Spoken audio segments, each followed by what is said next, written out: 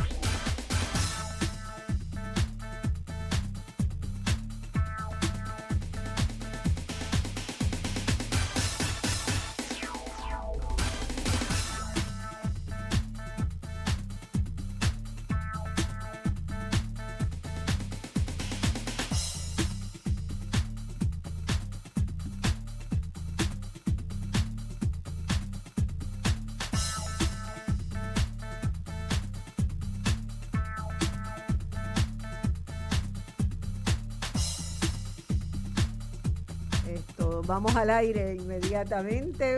Buenos días, amigas, amigos, amigues.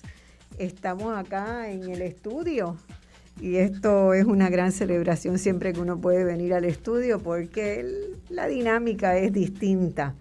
Sencillamente hay otra dinámica cuando uno tiene a la gente frente a frente. Hoy solamente voy a tener a un compañero frente a frente, pero es muy valioso y estoy encantada de hablar con él porque nunca he tenido la posibilidad de conversar con Ángel Rodríguez, que es el presidente de la APU, profesor universitario del Departamento de Sociología, especialista ahora en Sociología de la Música. Sociología de la Música, las cosas que uno va haciendo. Así que es un gran placer tenerlo. Pero tenerlo como analista sociólogo y de formación en economía política, donde hizo su doctorado en la Universidad de Purdue, y va a estar junto con Illari Ríos. Illari es una de esas personas que integra conocimiento, estudió primero geografía, luego hizo una maestría en economía. Está por ahí ya Illari. Saludos, Illari está hoy. ¿Dónde es que estás? Saludos, Marcia. Saludos, Ángel. Estamos acá en Estados Unidos, en Iowa, agarrando mucho frío. Saludos, Illari. Pasando mucho frío, así que hoy le vamos a robar 2 horas al frío antes de que salgas y estás más temprano que lo que estamos acá, 2 horas de diferencia, así que todavía está más frío. Él es Illari Ríos González, como les decía, una de esas personas que a mí me gusta mucho porque integra conocimiento, porque tiene una visión transversal de las disciplinas y de lo que aporta a la geografía, la economía, la historia, la comprensión de los procesos y los problemas. Yo me he desarrollado en esa línea, ¿verdad?, de inter y transdisciplinariedad, y aunque todo es un poco más difícil, es mucho más divertido porque es como uno jugar en la investigación, ¿verdad? Siempre aparece un elemento de otra disciplina que tienes que entender e integrar para realmente tener lo más cercano que se pueda a una interpretación veraz. Y las soluciones nunca son completas, lo que nos obliga a un proceso constante de revisitar lo que uno ha dicho. Así que, y Yari ha estado en otras ocasiones con nosotros, hicimos un lindo programa sobre el debate del salario mínimo hace unos meses. Tenemos que volver sobre eso y lo que ha pasado y verdad, todo lo que se ha descubierto de allá para acá en términos de unos mínimos que eran mínimos. Y Ángel no solamente es líder, ¿verdad?, de la organización de profesores universitarios, sino que es un analista.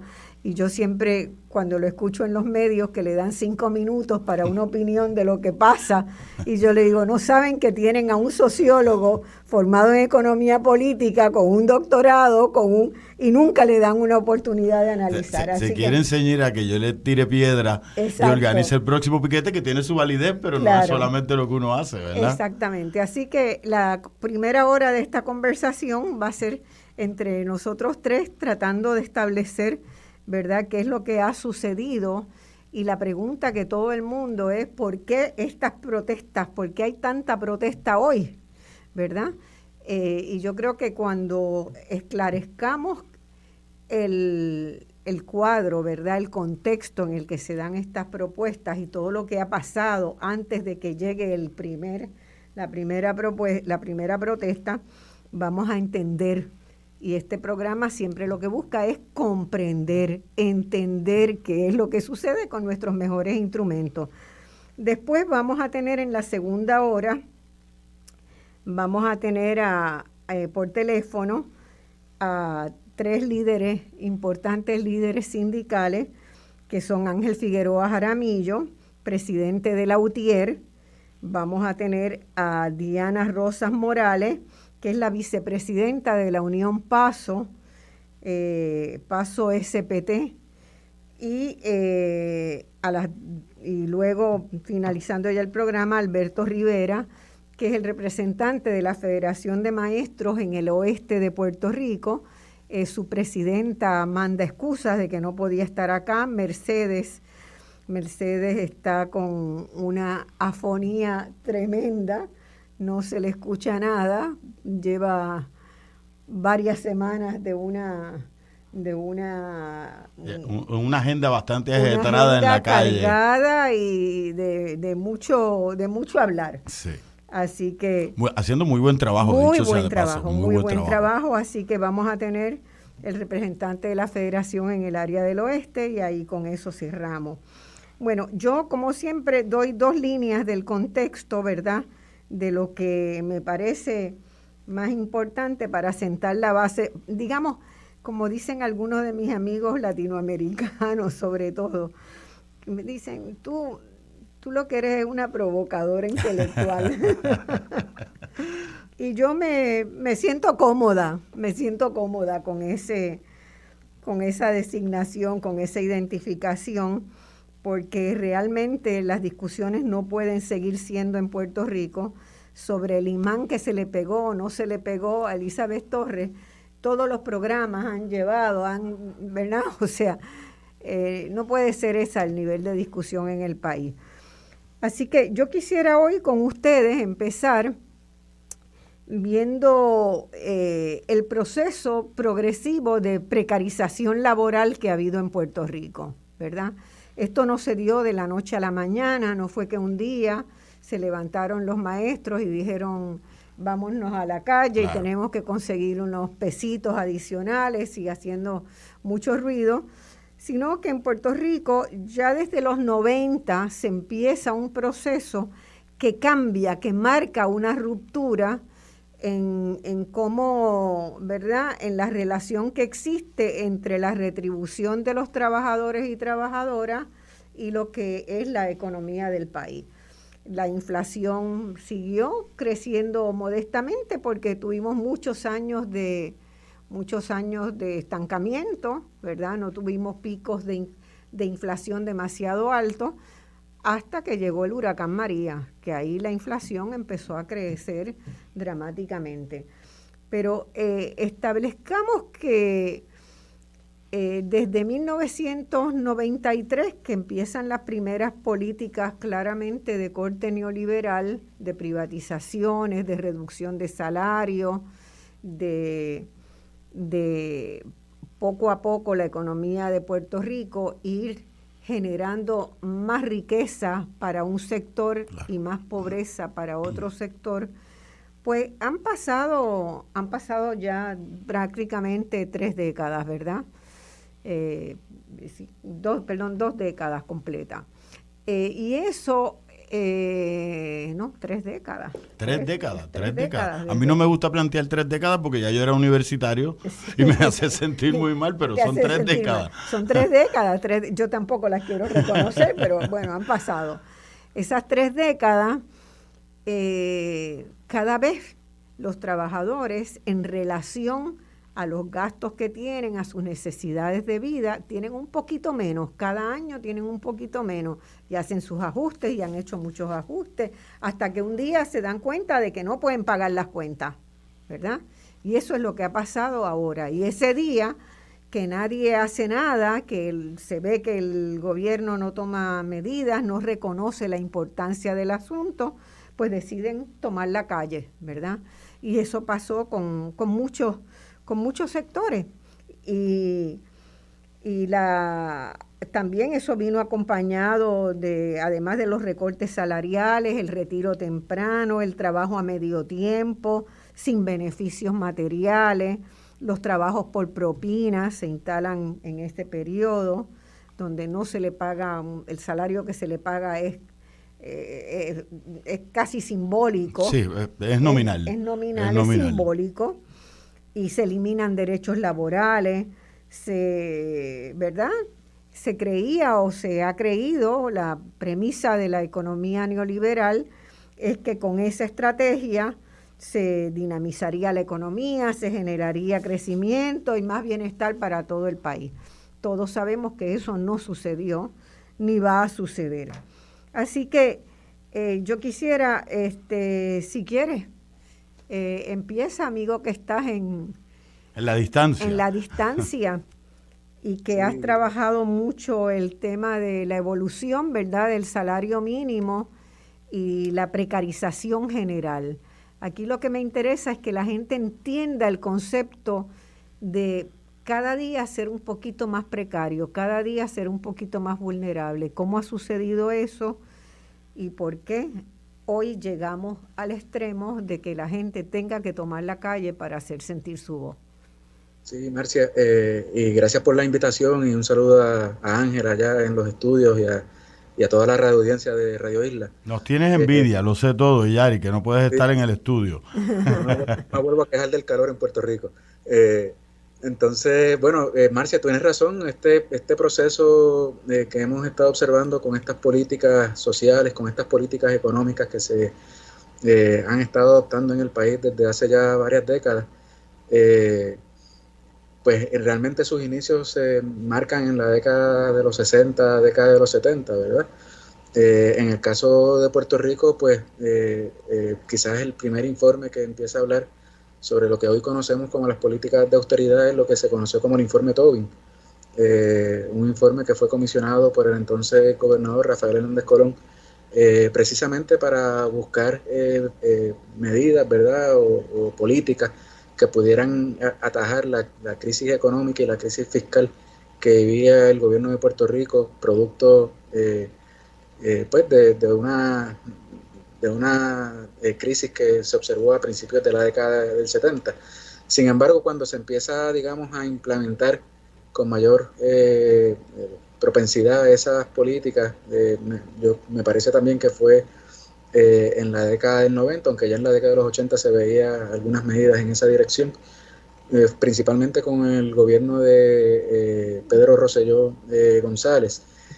Y tras la eliminación de la sección 936 y lo que representó la eliminación de esa sección 936 para Puerto Rico, que a mi manera de ver simboliza el agotamiento de un modelo económico, político para Puerto Rico que se implementó a mediados del siglo XX, pues digamos que el país queda a la deriva, ¿verdad? Y no es casualidad, a mi manera de ver, que luego del periodo de transición que se fija por el Congreso de Estados Unidos para la eliminación de la sección 936 de 1996 al 2006 aproximadamente, justo ese año comienza la depresión que hoy vivimos, ¿no? Uh-huh. Una depresión que inicia, que me parece también un dato que se merece destacar, durante lo que se conoció como el gobierno compartido, donde el gobernador de Puerto Rico era entonces Aníbal Acevedo Vilá, que estaba o milita en el Partido Popular Democrático, y la Asamblea Legislativa bajo el control del Partido Nuevo Progresista. A mí eso también me parece simbólico, porque son los dos partidos políticos principales del país que se han estado alternando el poder político en Puerto Rico por lo menos desde 1968, o sea que llevamos aproximadamente 50 años en esa alternancia política, y que las políticas económicas y sociales que esos dos partidos han estado impulsando, principalmente en las últimas décadas, pues a mi manera de ver nos han llevado a la situación en que nos encontramos en este momento. Hay una cosa que también quiero añadirte a eso que has planteado, ¿verdad? Ya en el 75 Tobin alerta del crecimiento de la deuda pública, y lo plantea como un problema, ¿verdad?, que Puerto Rico va a tener a mediano y largo plazo. En esos mismos años sale un informe de CEREP en el año 83 que toma el de Tobin y va un poco más adelante y señala, ¿verdad?, que Puerto Rico va camino al despeñadero. O sea, no fue por falta de aviso, fue porque todos los avisos cayeron en oídos sordos. Pero el tema de la deuda, mientras se está yendo la 936, ¿verdad?, que deja a Puerto Rico sin unos recursos y que algunas empresas se van del país y que generan más desempleo, también estamos tomando deuda pública para pagar más intereses y todavía tener un presupuesto más recortado. O sea que fue como echarle alcohol a una herida, ¿no? Y esa década tendríamos que mirarla con mucho cuidado, ¿verdad? Los 90, entre el 90 y el 2008, ¿cómo se genera ese sentido de que no importa lo que se haga desde el gobierno? Los gobernantes pueden tomar medidas, sobre todo cuando tienen, como tuvo Fortuño, ¿verdad?, también la legislatura, como tuvo muchos fondos también para hacer obra que no se sabe bien en qué pararon. Así que hay muchos elementos, van naciendo del 90 hacia acá, la corrupción como un actor social importante.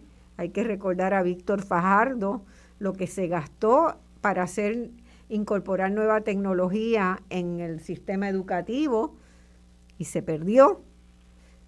Entonces, ese año, ¿verdad?, aunque empezamos a sentir las consecuencias de eso, más o menos para el 2000, finales del 2008, 2007, que empieza de verdad el estancamiento de la economía, ya en los 90 se va perfilando lo que va a pasar. Y yo creo que yo coincido contigo, Marcia, ¿verdad? Esto no es un asunto que surgió de la nada, ¿no? Sino que esto ha sido un proceso acumulativo de políticas y de decisiones que han tomado las diferentes autoridades gubernamentales, ¿verdad? El agotamiento de un modelo económico y de un sector privado que no es lo suficientemente dinámico para generar unos empleos bien remunerados en la isla, y entonces ante esa situación pues las autoridades gubernamentales en un momento dado del tiempo tuvieron que asumir la postura, ¿verdad?, de generar empleo, y muchas de esas ocasiones o muchas de esas políticas económicas, no hablo de la generación de empleo, ¿verdad?, hablo en ese proceso de agotamiento del modelo económico ante la insuficiencia de recursos, como bien señala, pues aumentó la emisión de deudas, y a veces eran deudas que no eran ni siquiera para financiar proyectos de capital o hacer inversiones en el país que fortaleciera la infraestructura productiva, sino que eran fundamentalmente deuda para realizar o pagar gastos recurrentes del gobierno, que tiene que ver también con las políticas contributivas y las exenciones que se le daban a unos actores económicos en particular, principalmente corporaciones, para que pues generaran una actividad económica que después no generaban, ¿verdad? Y yo creo que todo eso ciertamente tiene que traerse a la discusión.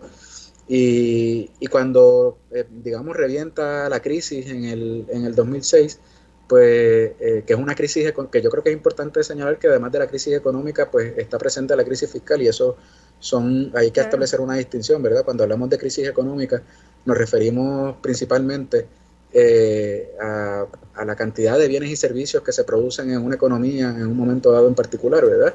Y lo que estamos planteando es que a través del tiempo, en los últimos 15, 16 años, se observa una tendencia a un decrecimiento en la producción, es decir, hoy se están produciendo menos bienes y servicios de lo que se producía ayer, y por lo tanto las familias pueden satisfacer menos necesidades y deseos de las que podían satisfacer previamente. Pero cuando hablamos de una crisis fiscal, lo que estamos planteando fundamentalmente es que las autoridades gubernamentales no tienen los ingresos suficientes para poder satisfacer todos sus gastos, ¿verdad?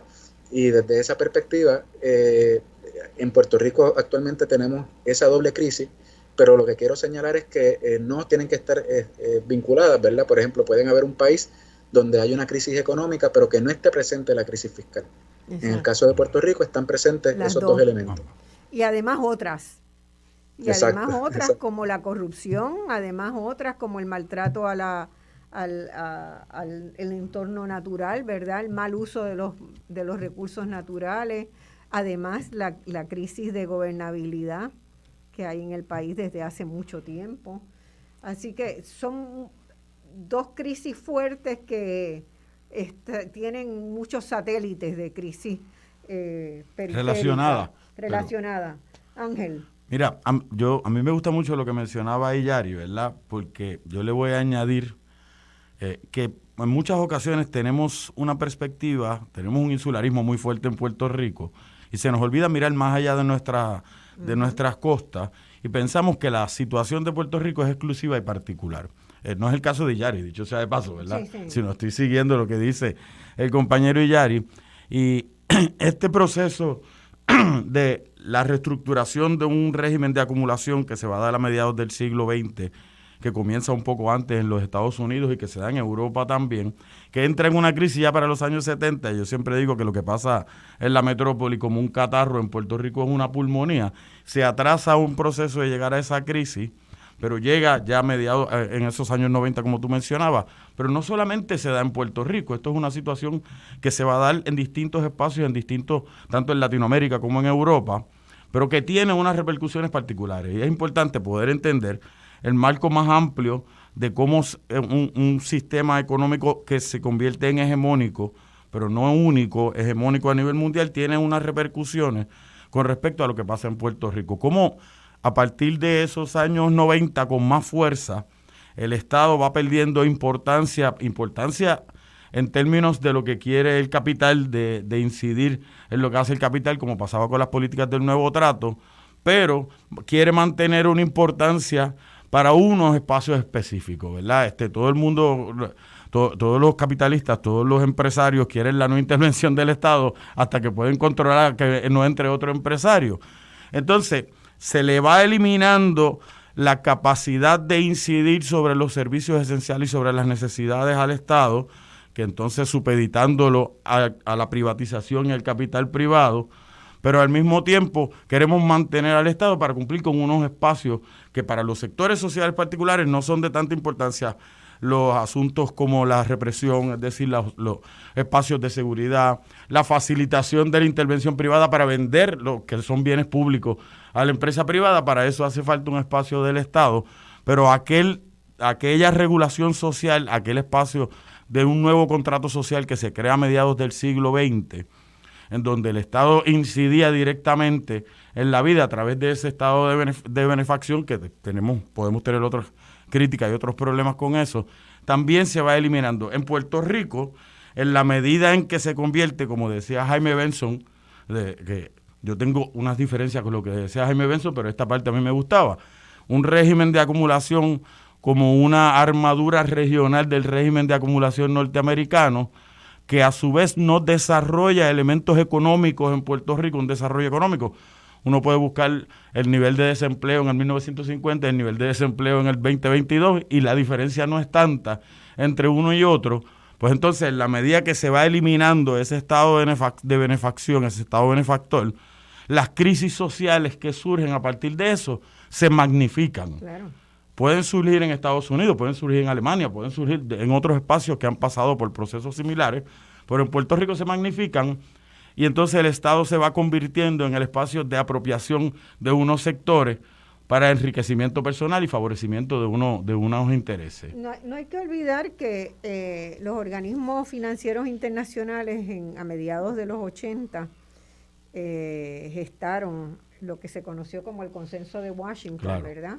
Porque en el caso de América Latina, donde se aplicó férreamente todas las políticas neoliberales, a partir de ese, ¿verdad?, de ese acuerdo de cómo iban a reorganizar la economía mundial, las grandes potencias, junto con los organismos financieros, los 80 se habían llamado la década perdida en América Latina, pero los 90 fueron la década desgraciada. La década desgraciada, me gusta eso. Mucho más allá que la década perdida, en los 90 colapsaron los derechos, colapsó la esperanza, colapsó la posibilidad, ¿verdad?, las oportunidades, porque las medidas fueron mucho peor, los resultados de la medida de los 90 fueron mucho peor que lo que fue la década perdida. Yo escribí un libro en el 98 que se llama Tejiendo Futuro, los caminos del desarrollo social, y ahí hice una revisión de todo lo que había pasado en la región en los 80 y los 90, y Puerto Rico fue el país que más cercanamente y al pie de la letra, Puerto Rico y Argentina. Fueron los dos países, Argentina con Menem de presidente, los dos países que siguieron más al pie de la letra las predicciones, ¿verdad?, las recomendaciones del Consenso de Washington. Y así no fue. Claro. Y así no fue, ¿verdad? Tenemos que ir a una pausa, pero seguimos en este diálogo en cuanto volvamos. Amigas y amigos, estamos aquí en el estudio de Radio Isla. Me acompaña hoy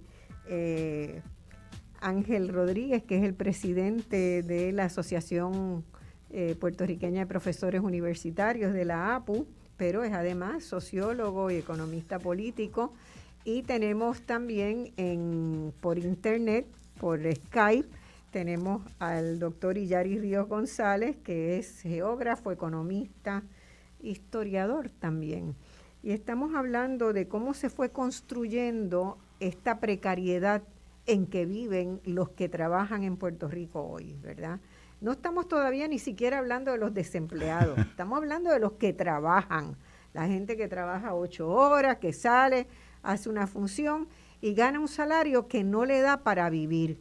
Y no le da para vivir porque básicamente esos salarios desde el 2006-2007 no se han incrementado en Puerto Rico, mientras el costo de vida ha ido subiendo año por año, la inflación ha ido comiéndose buena parte de esos ingresos y eso nos ha ido llevando a esta precarización. Estábamos por ahí discutiendo y en el entremedio comentaba con Ángel que esa década del 90, cuando hagamos la historia económica con Illari en algún momento de historia económica reciente, esta década del 90, ¿verdad?, que fue tan al pie de la letra del Consenso de Washington, en el 2000, cuando gana Sila Calderón, encuentra un país que ha cambiado el orden de mirada, de prioridades, si uno lo quiere llamar paternalista, ¿verdad?, del Partido Popular Democrático desde su fundación, ¿verdad? La preocupación por los pobres, la preocupación por que haya cierto nivel de equidad. Y es importante señalar aquí que Sila puso un detente en eso, en varias líneas, pero una de las para mí la principal línea fue la creación del programa de comunidades especiales, donde se reconocía que si no había una inversión en detener la pobreza y en detener el crecimiento de la desigualdad, Puerto Rico iba a estar muy mal. Y yo creo que eso es un elemento, ¿verdad? En aquel momento todo el mundo decía, quiere gastar 1,000 millones en rótulos, como si el programa hubiera sido de rótulos, pero ese programa generó un liderazgo comunitario, generó una percepción en la gente que vivía en las comunidades de que tenían derechos, y esa gente ha empezado a ejercer esos derechos. Hoy estamos viendo, ¿verdad?, el ejercicio de derechos a través de la protesta, porque esos programas no se siguieron. Y el primero que se cortó inmediatamente, ese programa tuvo en realidad 3 años y medio de duración, porque el próximo gobierno... Y esos son 3 años desde que se aprueba oficialmente. Cuando empieza a funcionar, no necesariamente son los 3 años y medio. Además hubo que empezar de la nada a crear, ¿verdad?, un andamiaje que se hizo muy rápido, porque sí la empujaba mucho, se hizo muy rápido. Pero el hecho es de que se detiene a los 3 años y medio, cuando recién el programa empezaba a despegar. Un programa que reconoció y que intervino, trabajó con 686 comunidades. Eso no es poca cosa. Y eso marcó una ruptura en esa línea de la economía en función solamente de los ricos, aunque se mantuvieron algunas de las otras políticas. Por ejemplo, yo nunca estuve de acuerdo con la estructura de financiamiento, de la estructura impositiva, ¿verdad? Uh-huh.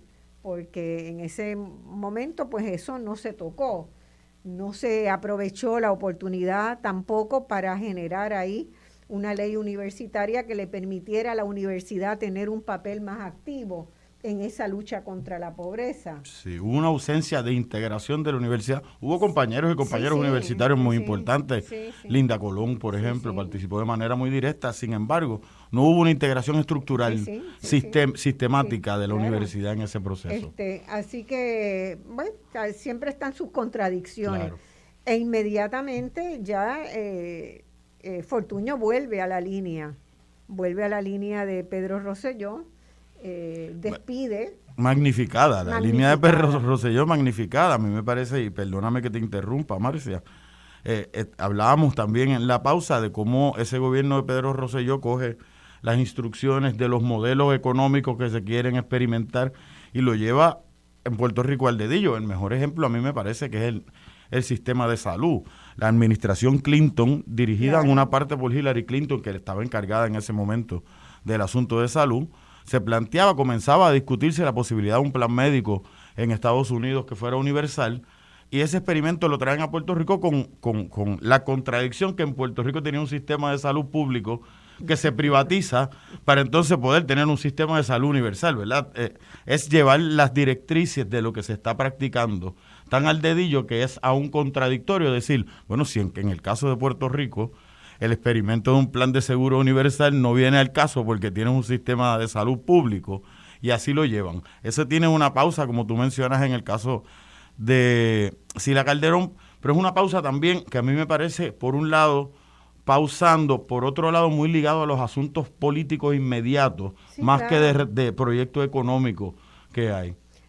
Yo creo que el detente que le pone a las políticas antipobreza y anticierre de la brecha de desigualdad que pone Aníbal Acevedo Vilá, que no la sigue, no tienen que ver con lo que él realmente pensaba, sino con una pelea con la exgobernadora. Pequeña. Una pequeña pelea interna. Y eso fue muy triste fue muy triste porque desarticuló un proyecto que valía la pena, y que nos hubiera evitado lo que tenemos hoy. Vamos para adelante. Sí, yo quería plantear, Marcia, que luego del inicio de esa crisis económica, que yo creo que también hay que empezar a llamarla de otra forma, ¿no? Y no hablar de crisis, sino hablar de depresión, porque llevamos ya más de una década en este asunto, ¿verdad? Y si en América Latina, en términos generales, la década de los 80 se le conoció como la década perdida, pues entonces podemos hablar también en Puerto Rico en el presente en los mismos términos, ¿verdad? Sí.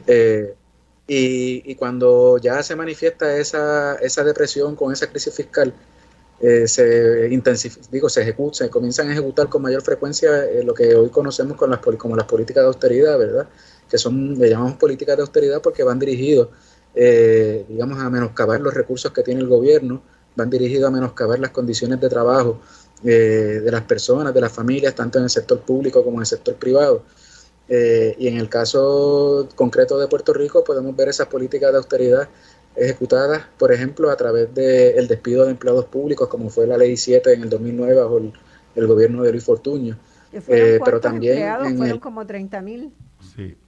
Se estimaba que inicialmente como 30,000, yo creo que finalmente acabaron siendo cerca de 20,000 personas, pero igual tenía un efecto multiplicador que profundizó la crisis económica que había en el país. Y es importante señalar que durante la administración de Luis Fortuño, mientras se ejecutaban políticas como el despido de empleados públicos, simultáneamente se aprobaba legislación para otorgar un trato contributivo preferencial a corporaciones y individuos millonarios, como la Ley 20 y la Ley 22 que se aprobó en el 2012, ¿verdad? Así que, digamos, ahí se puede ver el contraste de políticas económicas y sociales adoptadas por esa administración y que ha ejemplificado cuáles han sido, en términos generales, las medidas que se han tomado durante la crisis. Es decir, se aprieta el cinturón para unos sectores particulares de la población, que son los sectores mayoritarios, ¿verdad? Los trabajadores, las trabajadoras, las familias, en términos generales, mientras se le otorga un trato preferencial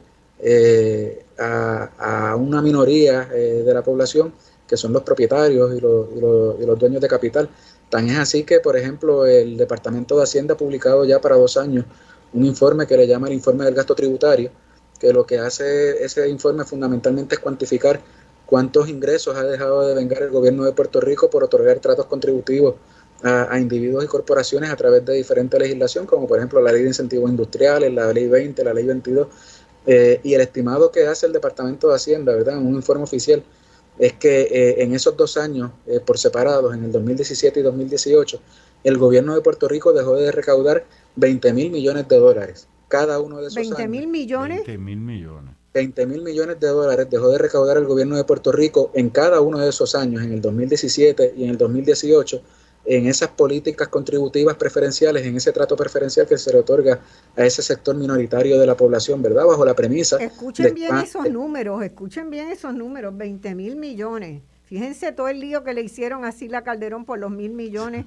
para el fideicomiso de la pobreza, ¿verdad? Y 20,000 millones para aquellas compañeras universitarias que me escuchan, podría ser un funcionamiento saludable de la Universidad de Puerto Rico por 30 años. Por 30 años, exactamente.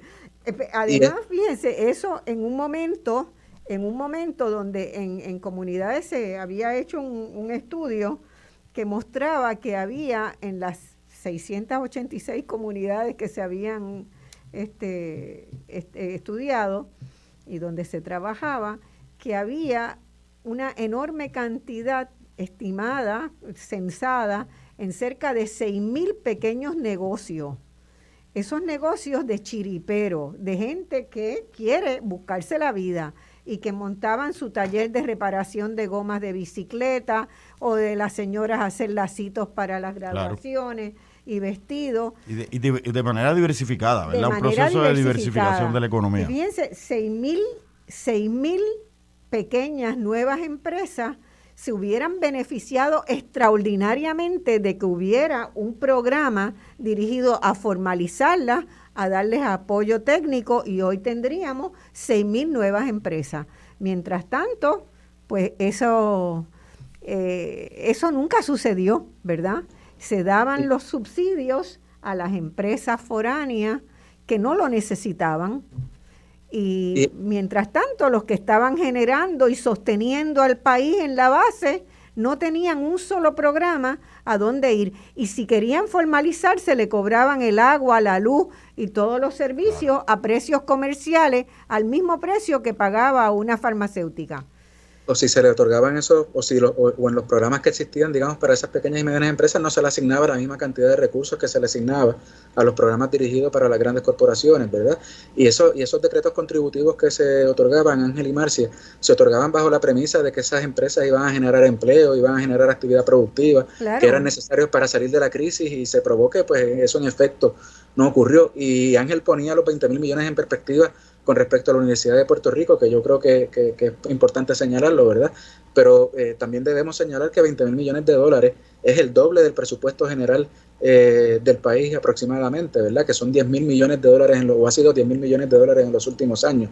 Y son recursos que no están llegando al gobierno, que se puedan utilizar para mejorar las condiciones laborales de todas estas personas, de todos estos trabajadores y trabajadoras del sector público que están hoy en la calle, ¿verdad? Maestros, profesionales de la salud, bomberos, entre otros sectores. Es decir, son recursos que se pudieran dirigir a servicios esenciales como la salud, la vivienda, la educación, y en estos momentos se están utilizando fundamentalmente para darle un trato preferencial a unos sectores de la población. Y lo que ha ocurrido es que esas políticas de austeridad que se han adoptado durante estos últimos años, que han ido dirigidas al sector público, pero también al sector privado, como por ejemplo la reforma laboral del 2017, lo que ha representado en términos generales es que se le está metiendo la mano en el bolsillo de los trabajadores y las trabajadoras para quitarle ese dinero, ¿verdad?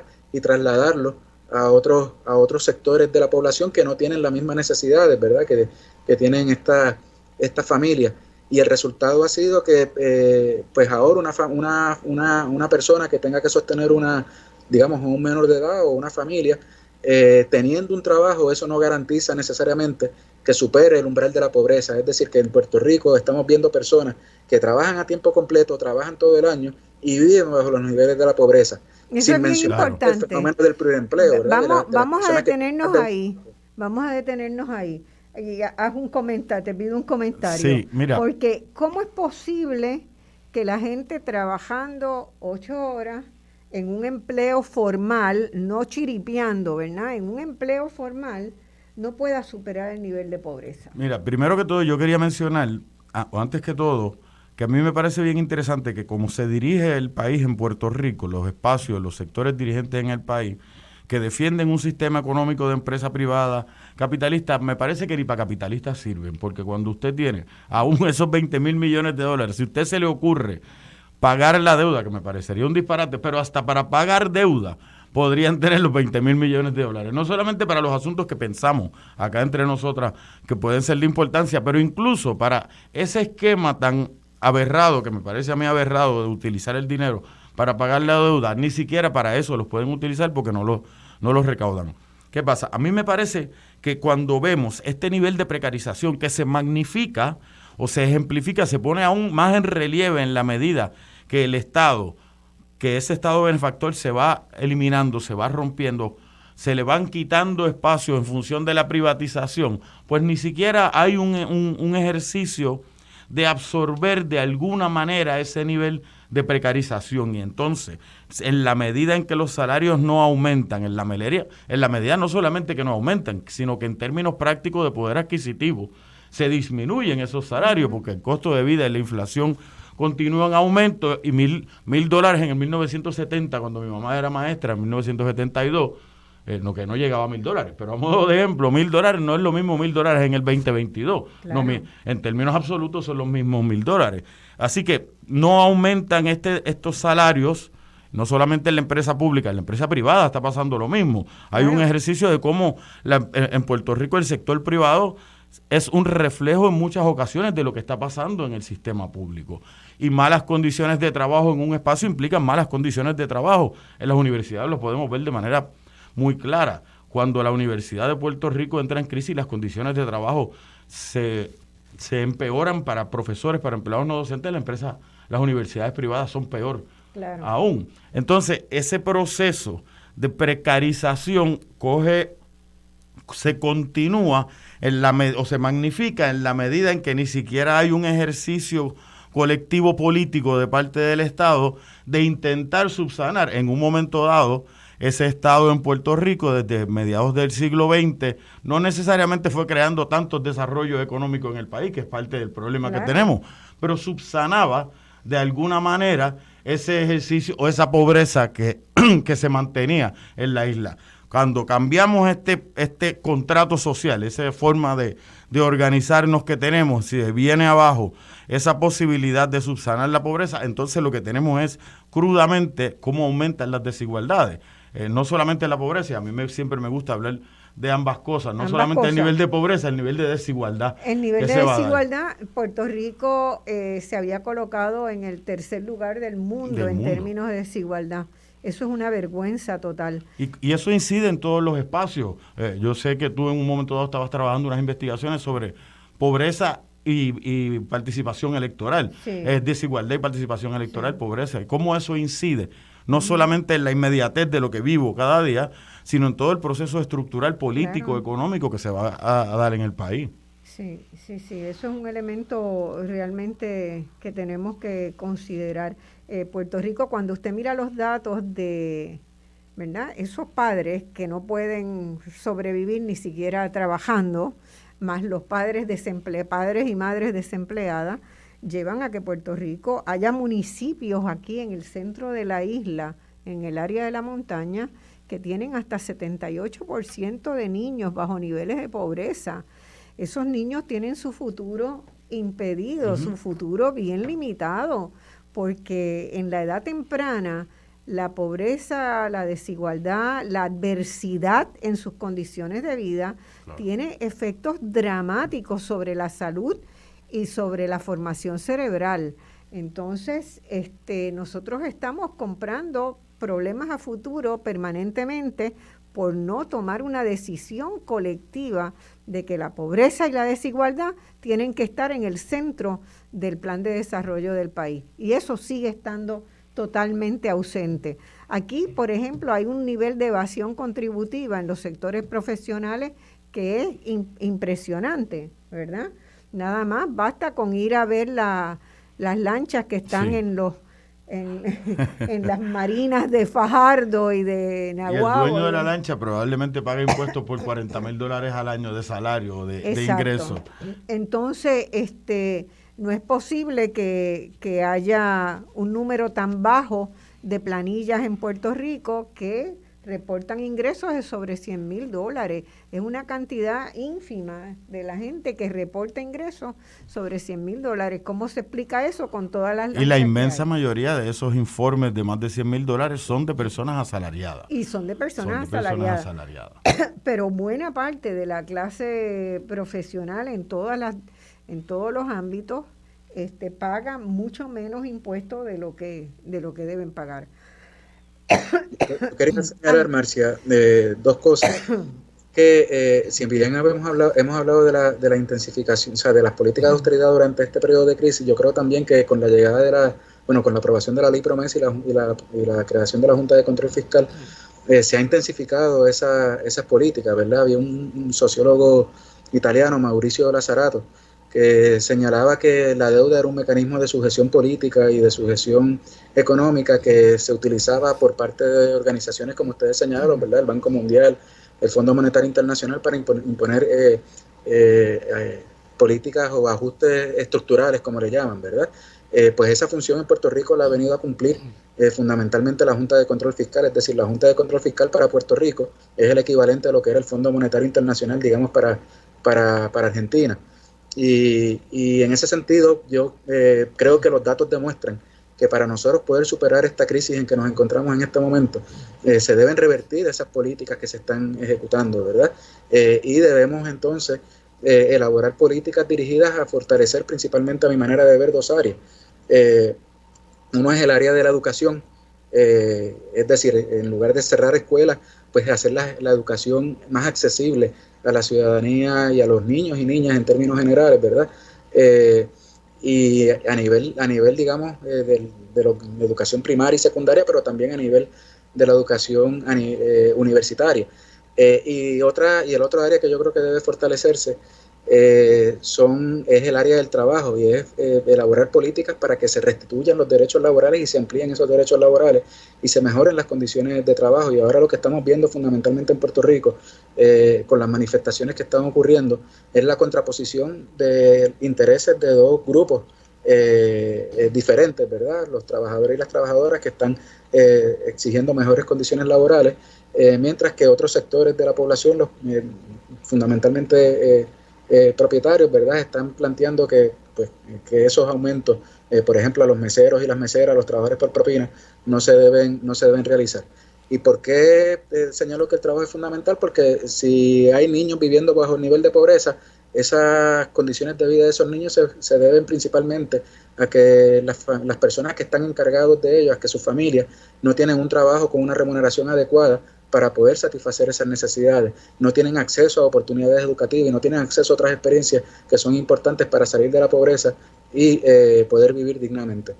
Mira, a mí me parece interesante, Yari, cuando tú hablas de las políticas de austeridad, con lo que yo coincido, todo lo que acaba de decir el compañero Yari, pero aún así me parece también importante. Aquí la Junta de Control Fiscal, la ley promesa, llega bajo la premisa de que el gasto gubernamental en Puerto Rico es excesivo, que en Puerto Rico hace falta las políticas de austeridad para controlar el gasto, que se ha estado gastando demasiado dinero en distintas cosas que después no se pueden pagar. Sin embargo, como tú mencionabas ahorita, el presupuesto de Puerto Rico en el año 2016, cuando llega la Junta de Control Fiscal y se establece la ley promesa, era alrededor de $10,000 millones.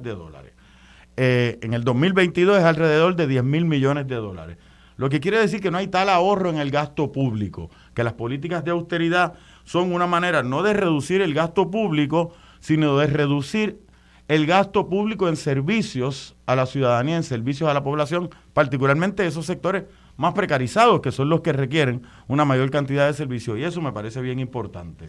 Bueno, tenemos que invitar ahora a Ángel Figueroa Jaramillo, que estamos pasados unos minutos de la hora que yo le di. Si el control me lo... Eso es por tener consigue. profesores Eso universitarios. Es por teléfono, pero con ustedes, para seguir el diálogo entre todos. Y seguirá un poquito después de la pausa también. Si me consiguen a Ángel Figueroa Jaramillo. Vale.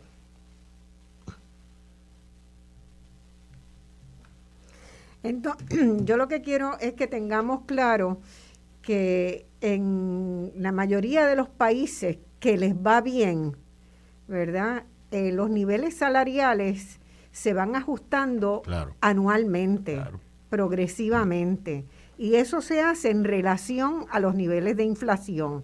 Si usted tuvo un nivel de inflación del 7, 8% o del 5%, pues el salario debe tener ese incremento para que acompañe y cubra, ¿verdad?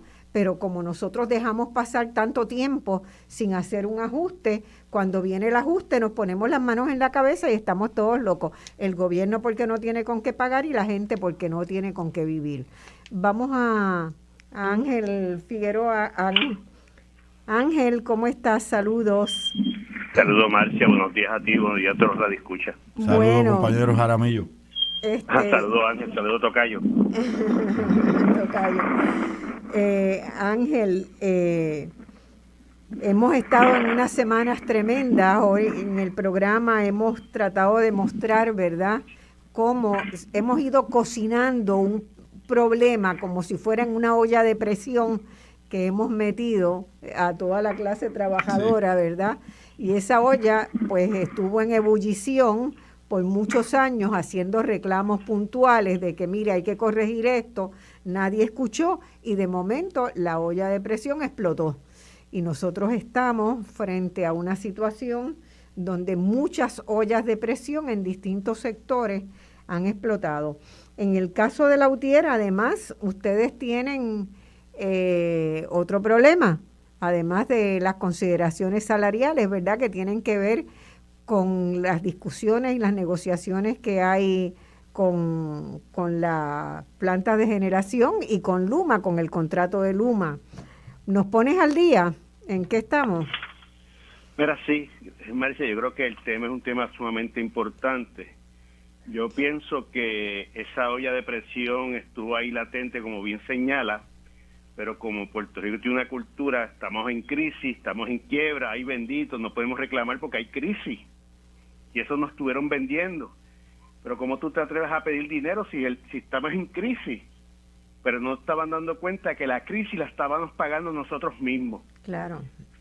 Fíjate que yo entiendo que esa premisa de que no hay dinero no es de tanto correcta. Hay dinero. El reto es quién va a tener la prioridad de ese dinero. ¿Lo van a tener los bonistas? ¿Lo van a tener los amigos del alma? ¿O lo va a tener el trabajador y trabajadora de a pie que ya no le da para sobrevivir? Ya no estábamos hablando de sobrevivir, es que ya no le da ni para sobrevivir. Claro. Y por eso explotan. Y llegó un momento que cuando se dieron cuenta, a pesar que, como bien señalas, se estuvo hablando de este problema y de estos retos, cuando se dieron cuenta fue cuando fueron a la caja a pagar la compra, la comida, que ya no le daba. Cuando se dieron cuenta que esa juventud, por la inflación que está viviendo el país, esa juventud dice, pero ¿de qué vale yo matarme trabajando ahora? Si aquí a 30 años lo que voy a recibir de pensión son $700, que viene a ser como 100 pesos hoy. Porque de aquí a 30 o 40 años la inflación va a ser, ¿verdad? Va a tener un impacto en eso.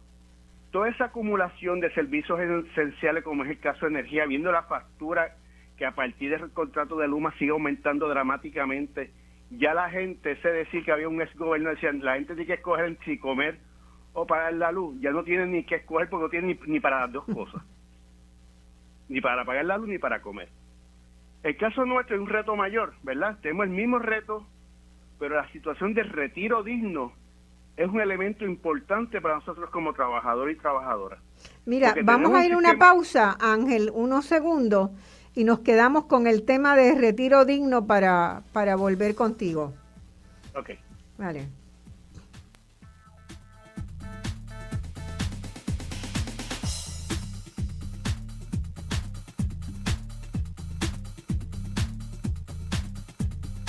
Amigos, estamos de vuelta en este programa hoy que estamos analizando cómo llegamos hasta aquí, ¿verdad? Y por qué la gente está en la calle protestando.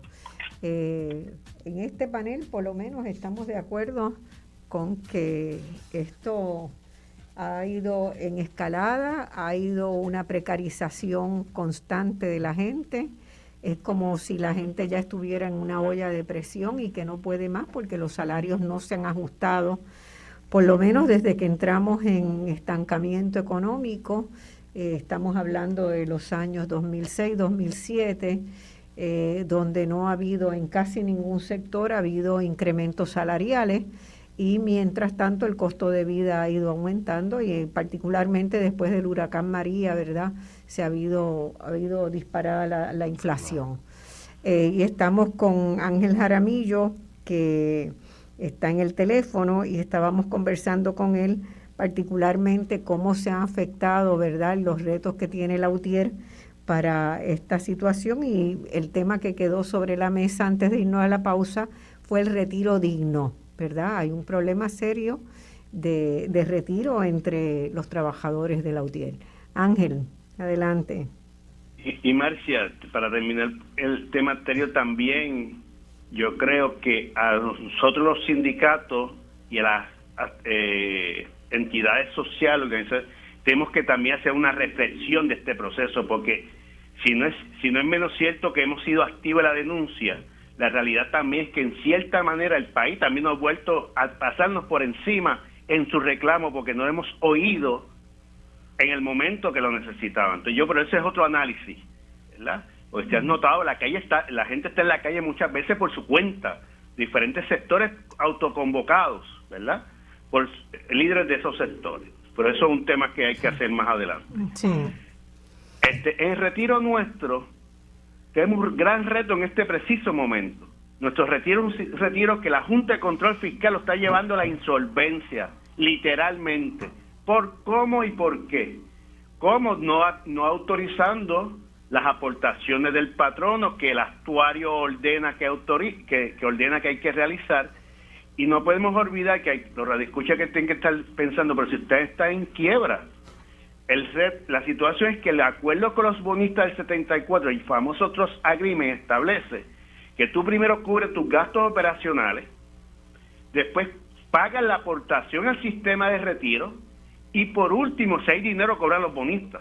Por lo tanto, bajo ese mismo acuerdo que los bonistas compraron ese bono, hay una obligatoriedad, hay un elemento legal de aportar al sistema de retiro, pero la Junta no ha querido hacer ese desembolso. ¿Para qué?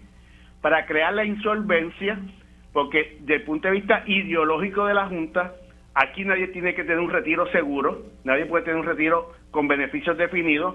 Yo te doy 4 pesos y resuelve todo en la selva, si te quieres retirar. En el caso nuestro tenemos ese reto. Ahora llega el plan de ajuste a la deuda. ¿Y cuál es el reto mayor? Y ustedes vieron ayer que salieron los bonistas, no que eran la intervención de la legislatura. ¿Por qué? Porque la Junta se dio cuenta que el acuerdo con los bonistas que tiene no va a tener el aval por el aumento dramático del costo de energía que va a tener.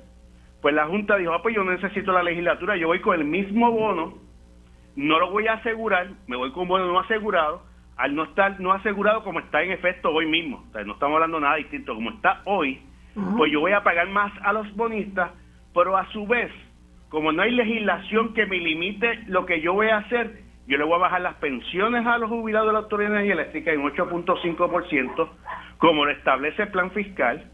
Yo le voy a desmantelar su sistema de retiro a uno de beneficios no definidos para los que todavía no se han jubilado, no tenga un sistema de retiro digno, y a la vez también voy a intentar de desmantelar los convenios colectivos, entre otras cosas. Cuando tú ves ese panorama de frente, es un gran reto que tenemos. Entonces, ¿cómo van a proceder a pagar la deuda? Pues van a la tribunal de quiebra, le dicen a la jueza de quiebra, miren, estamos este proceso de bonos, yo le voy a pagar el 90%, porque como es un bono no asegurado, durante mayor riesgo, mayor ganancia para los bonistas, la jueza le aprueba el paquete de ajuste a la deuda, y con esa autorización del tribunal de quiebra, que hay que pagar a los bonistas, van a la Comisión de Energía y le dicen a la Comisión de Energía, mire, comisión, aquí tengo un mandato del tribunal de quiebra, ¿cómo vamos a pagar eso? Los chavos no dan, hay que subir la tarifa.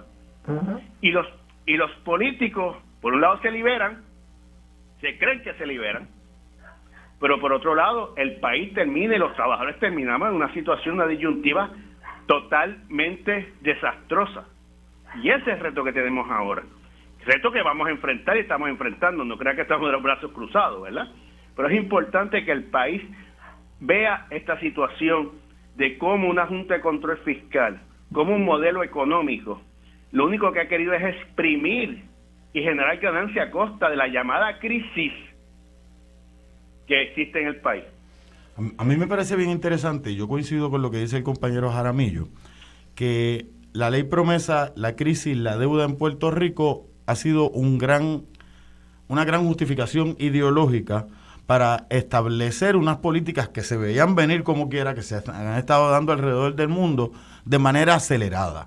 Claro. Es decir, en lugar de como pasó en otros lugares donde ha sido muy negativo también a mi juicio, pero de manera paulatina, en Puerto Rico lo hacen de manera acelerada. Cuando quieren cambiar, y esa situación del sistema de retiro de la Autoridad de Energía Eléctrica es similar a la situación del retiro de la Universidad de Puerto Rico, que es de un fideicomiso separado, pero no es solamente la eliminación ideológica del sistema de retiro, es la inversión de un capital de capital financiero en el mercado de valores, que ayuda a las crisis constantes en ese capital financiero, permite una inyección de capital de las personas de a pie, que no es quien genera la ganancia, pero le puede ir resolviendo esa crisis a ese capital financiero, y tiene todo un carácter estrictamente ideológico, de no solamente de lo que quieren unos sectores, sino de esa modificación de ese contrato social en este momento. Y eso pasa porque aquí no hay realmente un partido de oposición, claro,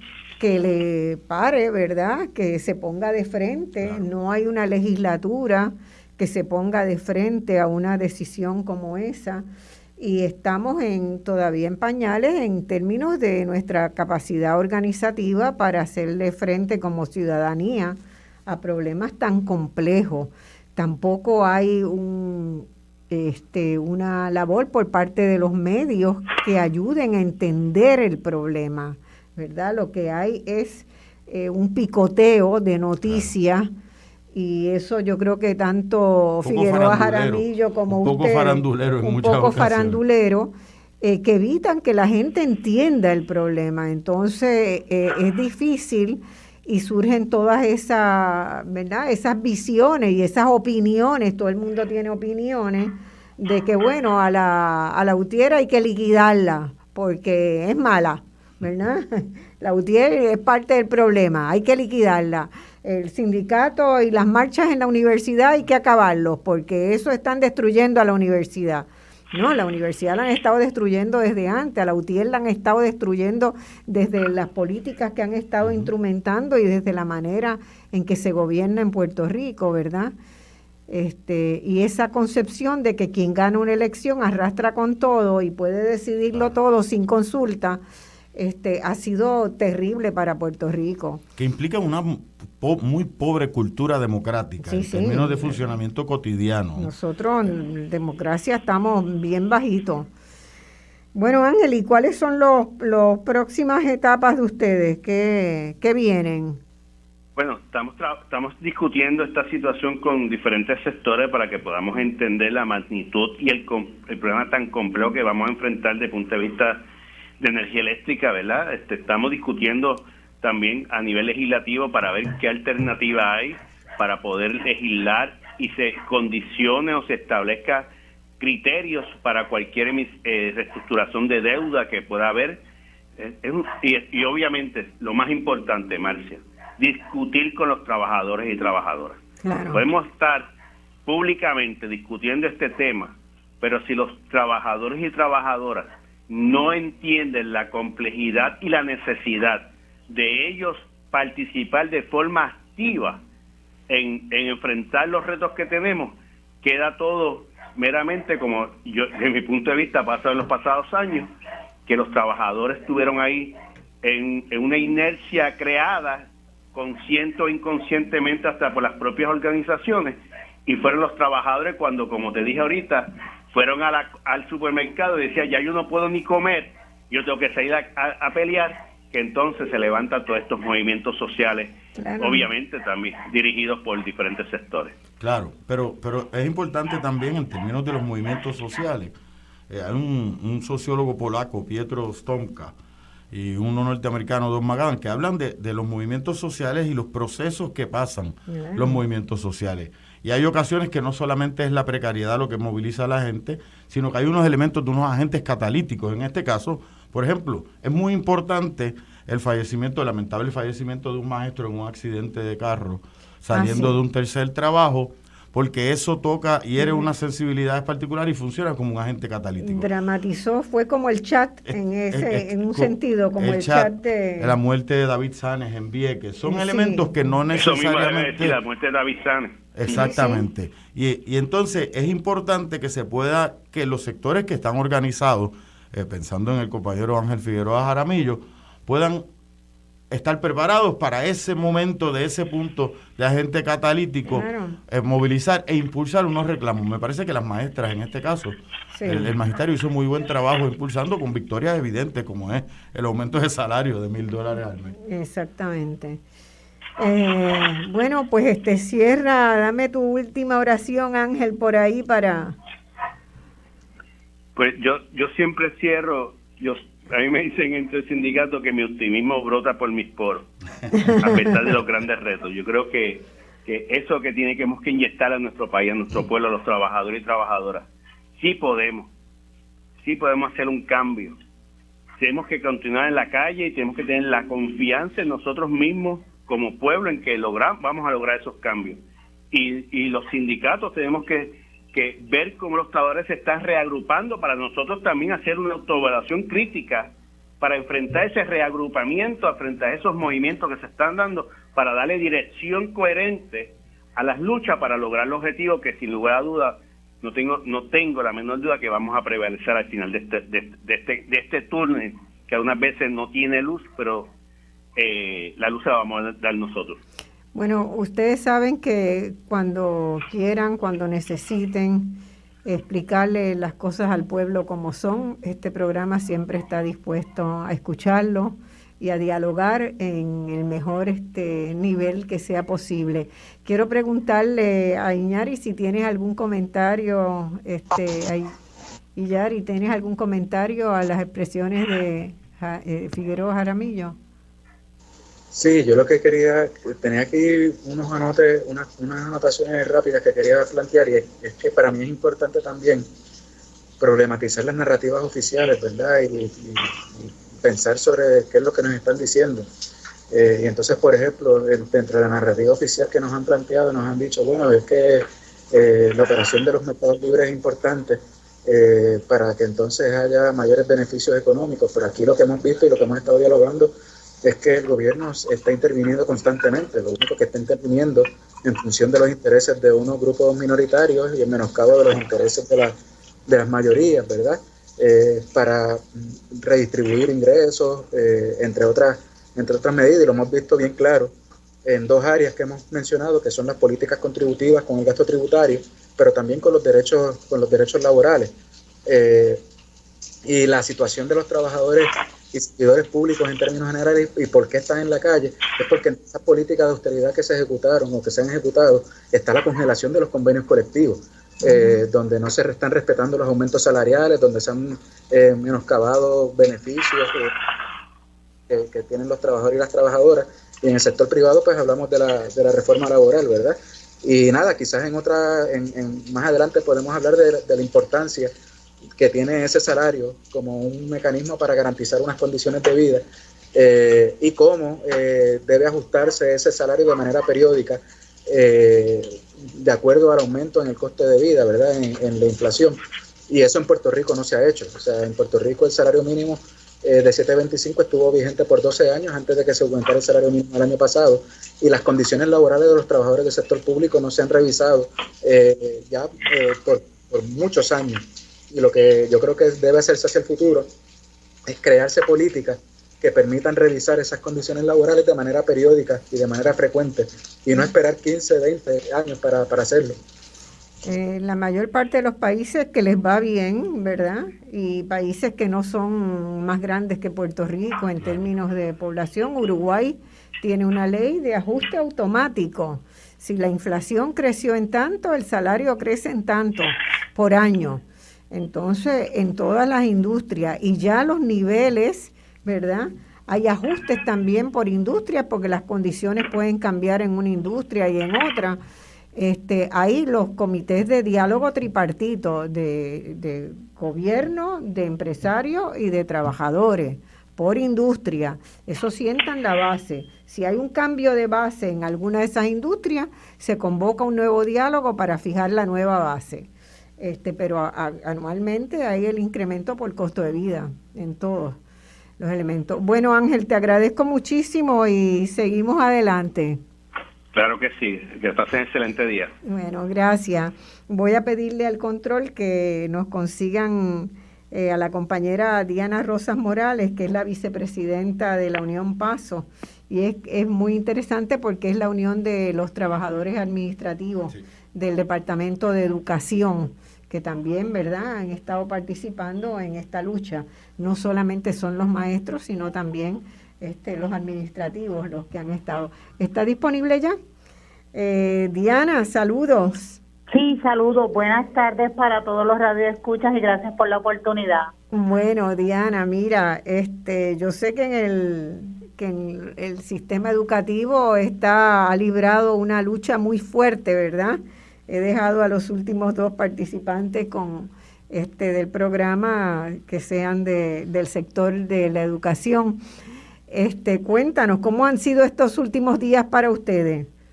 Ustedes representan, ¿verdad? Es un acuerdo entre dos uniones para representar a los empleados administrativos de educación, ¿no?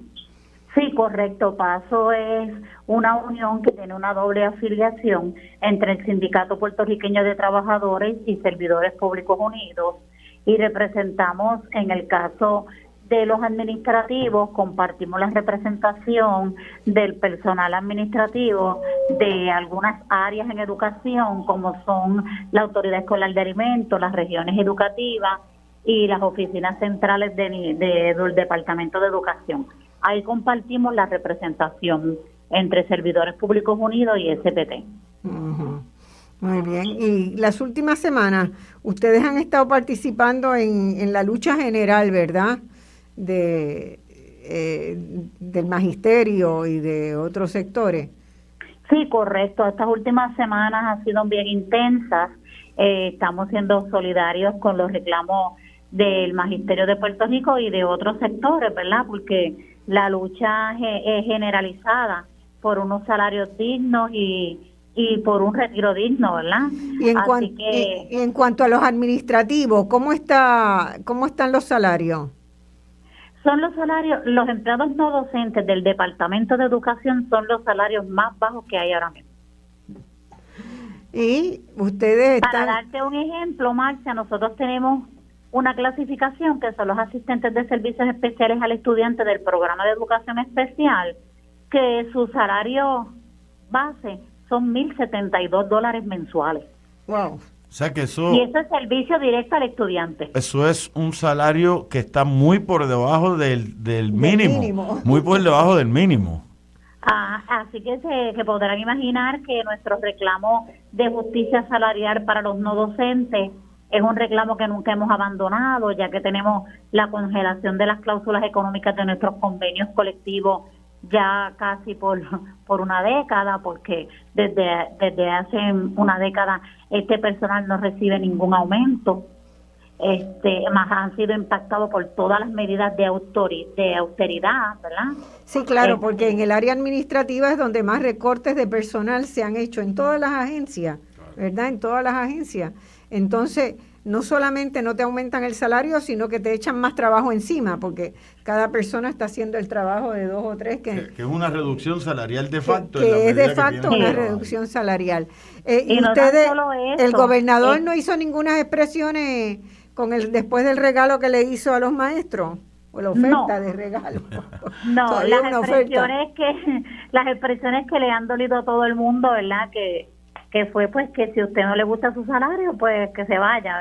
Básicamente eso fue lo que dijo el gobernador al país, pero la realidad es que nuestra lucha nunca la hemos abandonado, porque tanto en paso con todo lo que es administrativo, secretarial y de oficina, también en SPT venimos con una lucha en el Sindicato Puertorriqueño de Trabajadores y Trabajadoras, porque hemos sido afectados desde la Ley 7 para acá, con el despido de los conserjes, la reducción de media hora de jornada diaria y su equivalente al salario.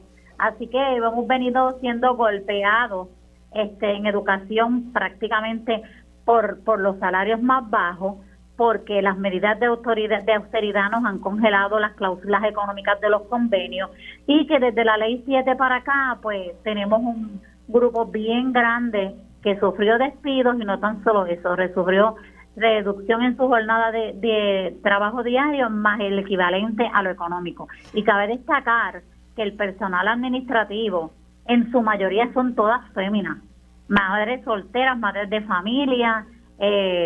Somos el grueso, ¿verdad?, en el Departamento de Educación, así que eso también nos añade un peso más para seguir en esta lucha de país. Ese es otro análisis que hay que hacer, Yari, el análisis de cómo afectan, ¿verdad?, estas contracciones salariales a las mujeres y a los hombres. En el caso de estas que están empleadas casi por propinas, ¿verdad?, claro, en los restaurantes, hay el 70% son mujeres, y son mujeres como las que ella describe también, ¿verdad?, mujeres, madres solteras, con una situación bien difícil. ¿Quieres hacer algún comentario o alguna pregunta a Diana? No, es que eso sí que tú mencionabas me parece importantísimo. En Puerto Rico la pobreza es feminizada, y hay cantidad de investigaciones con respecto. Es decir, que la política de austeridad ante una pobreza feminizada tiene una carga adicional sobre las mujeres. Es un machete adicional. Desde el comienzo de la pandemia se redujo en las universidades en Puerto Rico en un 25% la cantidad de docentes mujeres en todo el sistema, todo el sistema universitario, no solamente. Se sacaron. 30%. Le cortaron el contrato. De todas las personas, las mujeres particularmente, se redujo en un 30% el número de mujeres profesoras en el sistema universitario. Es decir, que las crisis y las llamadas soluciones a las crisis afectan de manera desproporcional a unos sectores. Las mujeres en particular se ven afectadas en todos esos puestos. Cuando vemos la inmensa mayoría del magisterio son mujeres, esos salarios de pobreza incide sobre la feminización de la pobreza. Totalmente. Sí, muy cierto. Y Yari. Sí, y no tan solo incide sobre las condiciones de vida de las mujeres, sino también de los niños y las niñas, porque socialmente esa tarea se le ha adjudicado a las mujeres, ¿verdad? Aunque hemos visto transformaciones recientes a mi manera muy positiva, donde los hombres están asumiendo mayor participación en ese proceso, pero en la medida en que hayan madres solteras criando a sus hijos, ¿verdad? E hijas, y no tengan condiciones de vida adecuadas, condiciones de trabajo adecuadas, pues esos niños y niñas también van a vivir bajo los niveles de pobreza. Por eso es sumamente importante y sumamente fundamental que esas condiciones de trabajo mejoren, que ese salario mejore, ¿verdad? Fíjense el ejemplo que da la compañera, $1,075 al mes. Como bien señaló Ángel, eso es por debajo del salario mínimo. Es decir, es que esas personas ni siquiera tienen los ingresos suficientes para poder satisfacer sus necesidades cotidianas y seguramente tienen que tener uno o dos trabajos adicionales o participar de algún programa de asistencia social para poder entonces satisfacer todas sus necesidades, cuando en teoría se supone que con el salario que devenga una persona por su trabajo pueda sostenerse así y a sus dependientes, a sus hijos y a sus hijas. Así sí, es. están en lo correcto, porque la mayoría son mujeres, madres de familia, madres solteras, pero eso tiene un efecto dominó. Eso incide en su entorno familiar, hijos, familia, hermanos, padres, todo eso se ve reflejado, porque a la vez que la mujer tiene que tener más de un trabajo para poder subsistir y llevar tener lo básico, ¿verdad?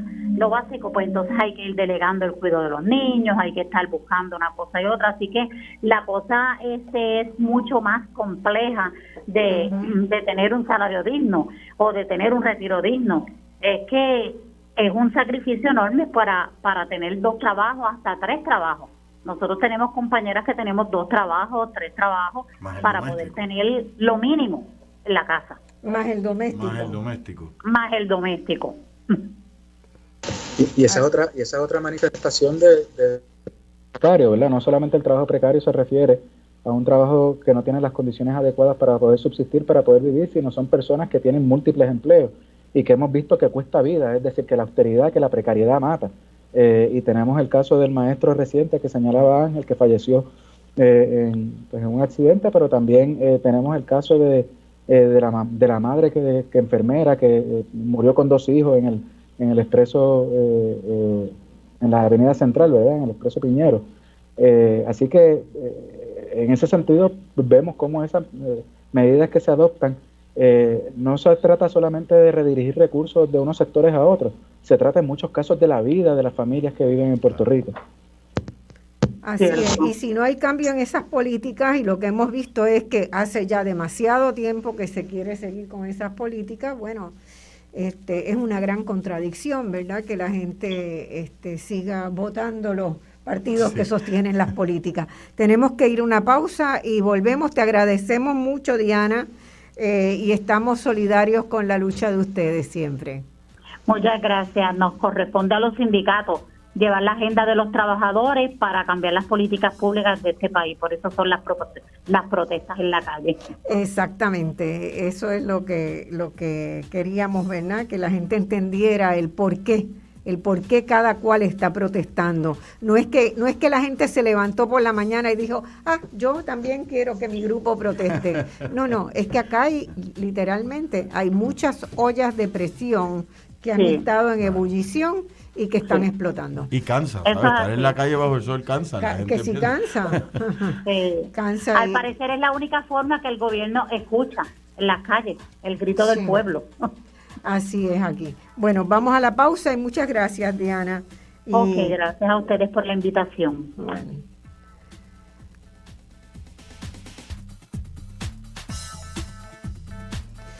Bueno, amigos, estamos ya en el último segmento de este programa, que ha sido para mí muy, muy elocuente en dejar claro por qué la gente está protestando. Les doy un dato. Fíjense que los ataques al corazón, las muertes por fallos cardíacos se han convertido en la primera enfermedad de las mujeres, la primera causa de muerte.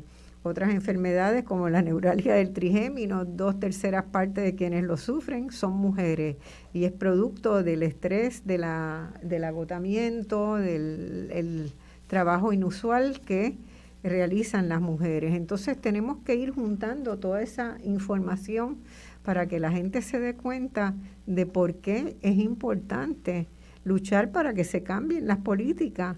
O sea, como decía Diana, es que acá no hay cómo hablarle al gobierno que no sea de otra manera que salir a la calle, porque hay cantidad de estudios que se han hecho, ¿verdad?, que ha hecho la Escuela de Salud Pública de la Universidad de Puerto Rico, que han hecho en la propia universidad también los centros de investigaciones, y Yari mismo ha publicado varios libros con Carlos Alay, con libros propios donde da cuenta, ¿verdad?, del impacto de la reforma electoral, de la reforma laboral del 17, y bueno, eso hay que tomarlo en cuenta. Es que todavía yo estoy un poco patidifuso, hablábamos fuera del aire. Estábamos sacudidos, ¿verdad? Con el 1.075 mensual, ¿no? Y eso es 40 horas de trabajo, lo que implica que un segundo trabajo, un tercer trabajo son igual precario. De trabajo precarizado, ¿verdad? Y me hizo pensar de nuevo en todo lo que se habla de los servicios esenciales y de la lógica muy propia del neoliberalismo y de lo que trae la Junta de Control Fiscal, de hablar de todo en términos costo efectivo, ¿verdad? Uh-huh. Y el accountability que está muy de moda en este muy periodo de tiempo, y se me hace importante decir, alrededor del mundo, y en Puerto Rico no es la excepción, lo que son llamados esenciales con gran frecuencia son operaciones perdidosas para el capitalismo. Claro. Son operaciones gananciales para los países que se tienen que subsidiar porque implica la posibilidad de otro desarrollo de otras maneras. Todos los sistemas de trenes en el mundo son operaciones subsidiadas porque son esenciales para que pueda funcionar el país. Y muchas veces la de los autobuses también. Y los autobuses. Los autobuses, hay muchos países que están organizados como cooperativas, pero como ofrecen un servicio social, tienen un subsidio del gobierno. Un subsidio que es más importante que el subsidio que se le da a las empresas. Claro, porque el bien social que ofrecen. Precisamente, y utilizar este paradigma de decir que tiene que ser uno a uno en todo, es no ver cómo debe funcionar en un país, tanto desde el Estado como colectivamente, cómo lo vamos a ir evaluando. Y Yari, si tienes un comentario, porque voy a llamar ahora a Alberto Rivera, que es el representante de la Federación de Maestros del Oeste. Vamos a tenerlo como 15 minutos y después tendremos unos minutos para redondear, pero si quieres en esta ronda. Sí, yo quería hacer un comentario sobre lo que planteó Diana, la necesidad de la movilización social, y es que es evidente que durante estos hemos visto el impacto que tiene cuando la gente se organiza y sale a la calle a protestar, ¿verdad? Del discurso de que no hay dinero, pues ha aparecido dinero para la policía, ha aparecido dinero para los bomberos, ha aparecido dinero para los maestros, ¿verdad? Y en ese sentido, uno de los mensajes clave yo creo que está en la necesidad de organizarse. A mí no me parece casualidad que ofensiva que ha tenido las políticas neoliberales, las políticas de austeridad, que han provocado la precarización del trabajo, se da un contexto en el caso de Puerto Rico, donde la tasa de sindicalización es bien baja, donde en términos generales aproxima entre el 7 y 8%, si mal no recuerdo la cifra, pero en el sector privado es apenas entre el 1 y el 2%.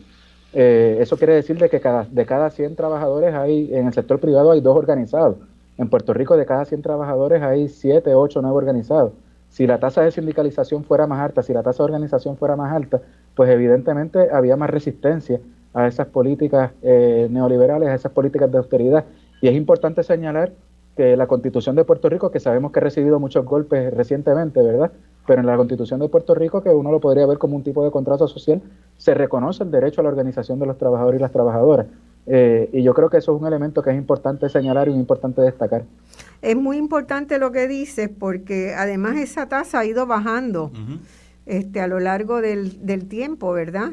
Es decir, ha habido formas de manipular a los trabajadores y de meterle en la cabeza a los trabajadores de Puerto Rico que los sindicatos son malos y que le pueden arriesgar a perder el trabajo si se meten en el sindicato, ¿verdad? Y eso ha sido constante desde que yo tengo memoria. Mi papá era, ¿verdad?, un sindicalista fuerte y siempre apoyó al movimiento sindical y empezó su vida organizando un sindicato en una empresa de licores donde trabajaba y lo echaron por eso. Hay un grupo de compañeros y compañeras que incluye al compañero Illari y a este servidor que estamos trabajando un documento precisamente sobre una radiografía del sindicalismo en Puerto Rico desde hace unos tiempos. Me parece sumamente importante, porque acá hay que fortalecer el sindicalismo, no hay que desmoronarlo. Si usted, como mucha gente en la calle dicen, a la UTIER lo que hay que hacer es acabar con la UTIER y acabar con todos los sindicatos, todavía la situación sería peor, es lo único que yo puedo decir. La situación sería muchísimo peor. Entonces, yo creo que hay que entender, ¿verdad?, la función del sindicalismo, hay que promover, ¿verdad?, un sindicalismo democrático, un sindicalismo que dialogante, y hay que promover un empresarismo también dialogante y que no presione a los sindicatos, que no demonice. Aquí los sindicatos se han demonizado. Y eso es uno de los problemas también que nos lleva a esta situación, porque no hay capacidad de respuesta. En otros países esto no pasa porque los sindicatos dicen voy a parar un día y todo el mundo se alinea. Y todo el mundo para. Y yo quería hacer un comentario breve, Marcia, para dramatizar eso que acabas de señalar, ¿verdad? Y está demostrado, no solo en Puerto Rico, sino también en otros países, como señala, que en una misma industria hay empresas donde hay trabajadores organizados y otras empresas donde no están organizados. Y en las empresas donde los trabajadores están organizados y los trabajadores y las trabajadoras están organizados, las condiciones laborales son mejores.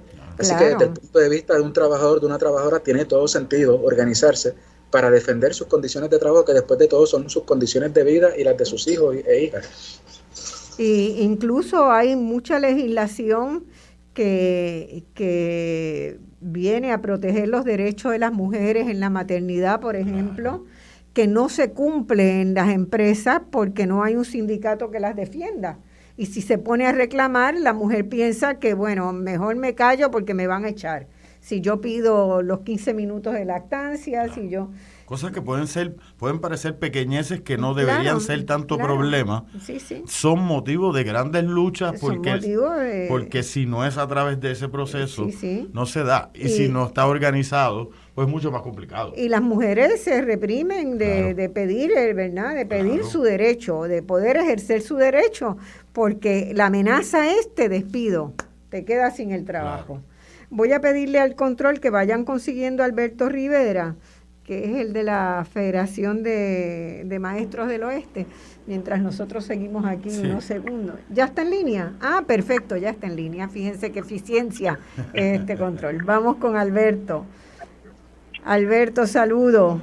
Saludos, buenos días a todos los radioyentes y a ustedes allá en el estudio. Buenos días. Bueno, yo creo que aquí hay muchas preguntas para hacerle a ustedes, porque los maestros se han conseguido una respuesta del gobernador que es como, bueno, yo realmente pienso que el gobernador creía que con atendiendo las demandas de los maestros, como ese es un sector simpático para la gente, el país, que todo el mundo se iba a quedar calladito y que todo el mundo iba a celebrar y que no iba a haber más luchas en la calle, porque a él no le gusta eso de que haya tanta gente en las calles. Le recuerda demasiado a lo que pasó. Está muy cerca de su experiencia. Está muy cerca de la experiencia de su colega y su hermano gobernante. Y bueno, y eso no pasó, ¿verdad? Y además yo tengo muchísimas preguntas porque Eso no puede ser un aumento que se sustente con fondos federales. Eso no puede ser, ¿verdad? Eso podrá coyunturalmente unos meses, pero hay que encontrar el dinero de las arcas de Puerto Rico, del presupuesto, para asignarlo en forma permanente. No tiene ningún sentido que sea por un año y que al año que viene vuelvan a... Yo quiero imaginarme a los maestros que al año que viene le digan, no hay más chavitos, tienen que volver al salario anterior. Así que hay más preguntas que contestaciones en esta salida.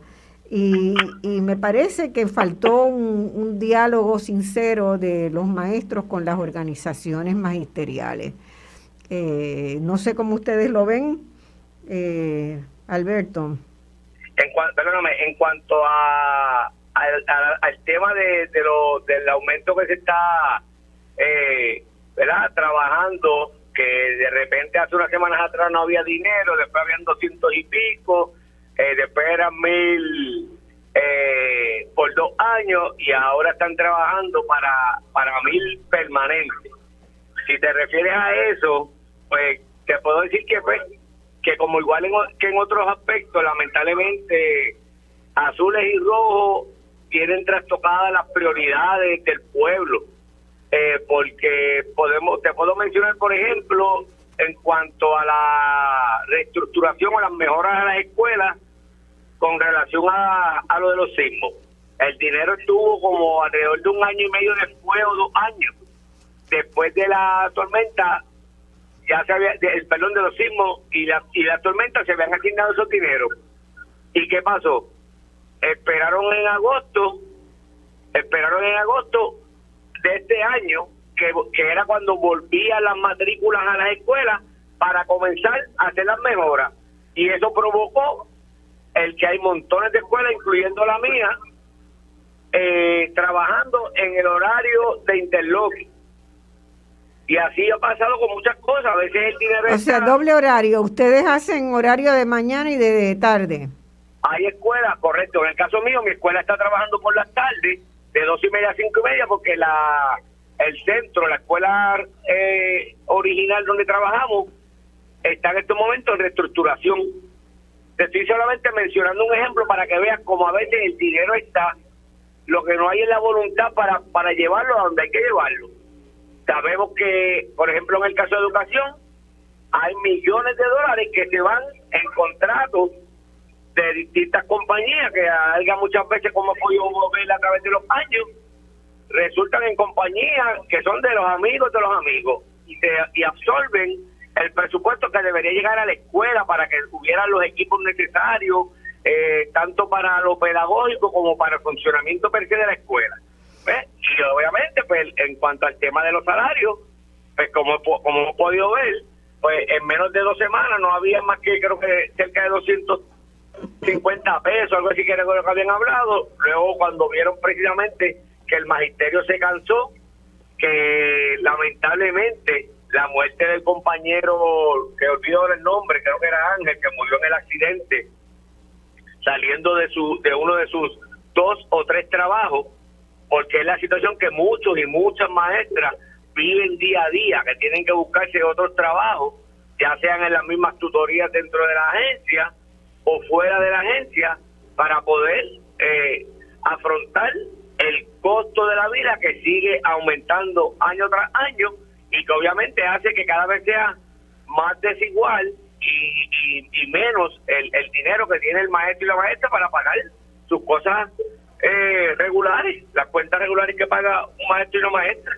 Por lo tanto, ese aumento sí definitivamente tiene que ser de la cantidad que indicaron ahora, que van a ser los $1,000, pero tiene que ser de forma permanente, no puede ser de forma por 1 año y medio, por 2 años, porque el maestro y la maestra puertorriqueña gasta parte que no debería ser parte de su sueldo en eso mismo, en materiales para los niños, en materiales para mantenerse activos y ser siempre una clase atractiva que pueda atender, ¿verdad? Y los retos de estos niños que tenemos, que no son los mismos niños de 20 años atrás.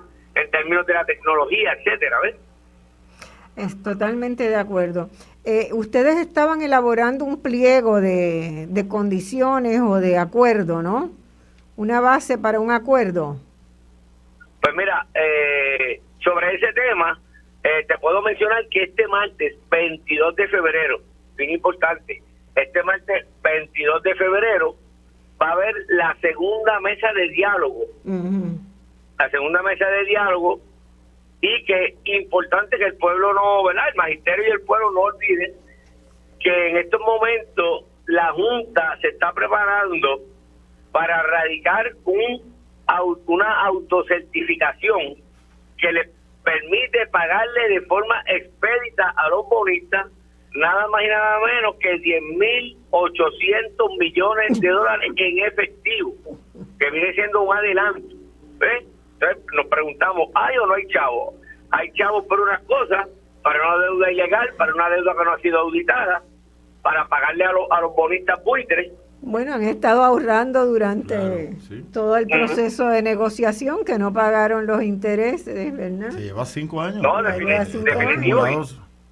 Cejaron las escuelas, que cejaron porque supuestamente eso iba a ser una economía como parte de todo ese proceso, y a la verdad que tuvieron que admitir que eso fue un daño graso a cientos de comunidades educativas a través de toda la isla, sobre todo las áreas rurales, que vieron cómo sus escuelas se cerraron para beneficiar a esta gente, y a la verdad que tuvieron que admitir que eso, como dice uno por ahí coloquialmente, fue un menudo lo que pudieron ahorrar con el cierre de esas escuelas. Lo que no fue un menudo fue el daño gigantesco que le hicieron a todas esas comunidades escolares. Totalmente. Sí. Y sobre todo a las madres en el área rural, que es donde más complicado es todo el asunto, y hay un montón de cierres por ahí. Es terrible porque son básicamente, hay mucha pobreza en esas zonas, ¿verdad? Entonces, si dijéramos que es que ponen servicios adecuados para llevar y traer los niños, pero tampoco eso, nada de eso está claro. No, y te añado, perdona que te interrumpa, por ejemplo en Mayagüez, nosotros tenemos escuelas que se están reabriendo con el costo que pueda significar adicional, porque muchas de ellas las cerraron y no las atendieron de ninguna manera, y les robaron las ventanas y les robaron todos los materiales que podían vender, ¿verdad? Porque es la realidad.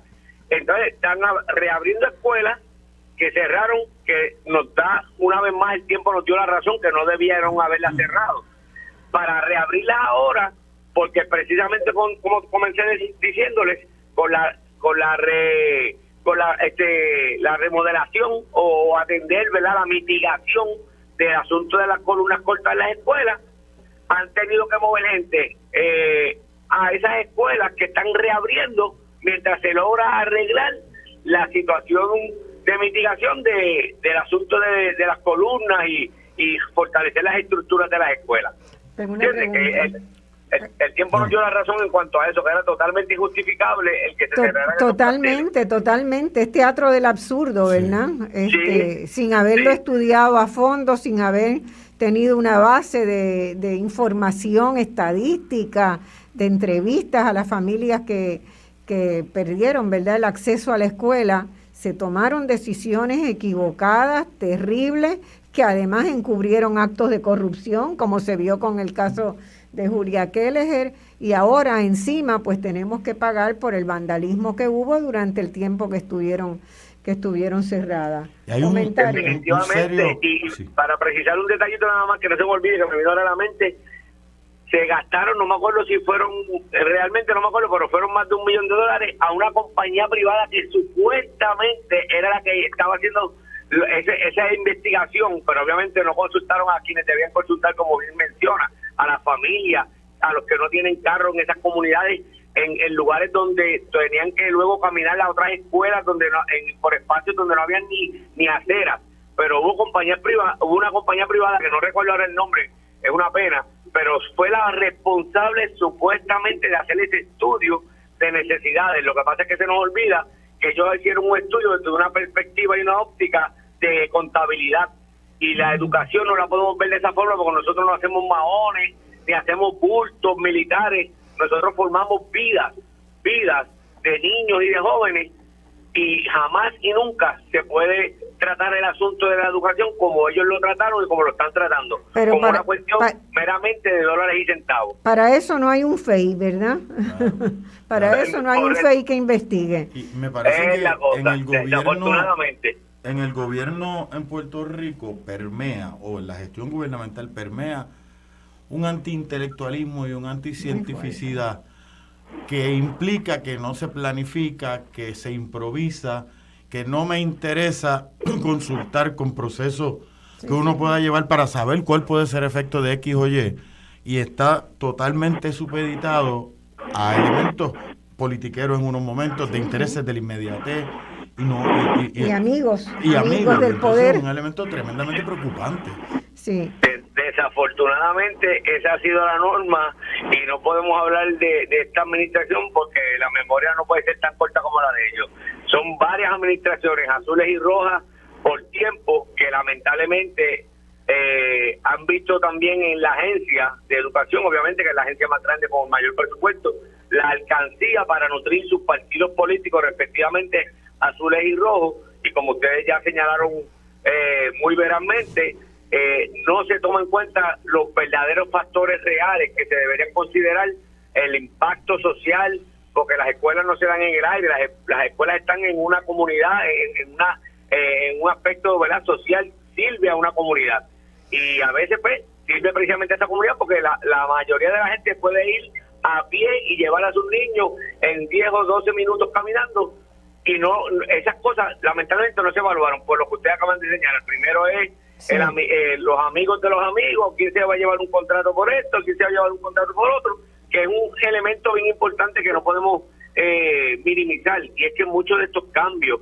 se hicieron teniendo en consideración la perspectiva de privatización que ellos han ampliado en todas las agencias, y obviamente era más atractivo para un licitador que quisiera administrar una escuela privatizada el tener una escuela privatizada con 500 estudiantes que tener una escuela de la comunidad en el barrio, qué sé yo, Leguízamo de Mayagüez, por decir algo, con 75, 80 estudiantes, como si esos estudiantes no merecieran tener el pan de la enseñanza en el lugar más adecuado para las necesidades de esa comunidad, tristemente.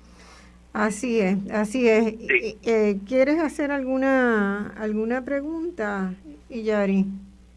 No, yo quería simplemente comentar dos cosas. Uno, que hemos visto, ¿verdad?, a lo largo de este programa, como primero para el proceso de toma de decisiones, pues no necesariamente se utilizan los criterios adecuados, ¿verdad?, en esa elaboración de política.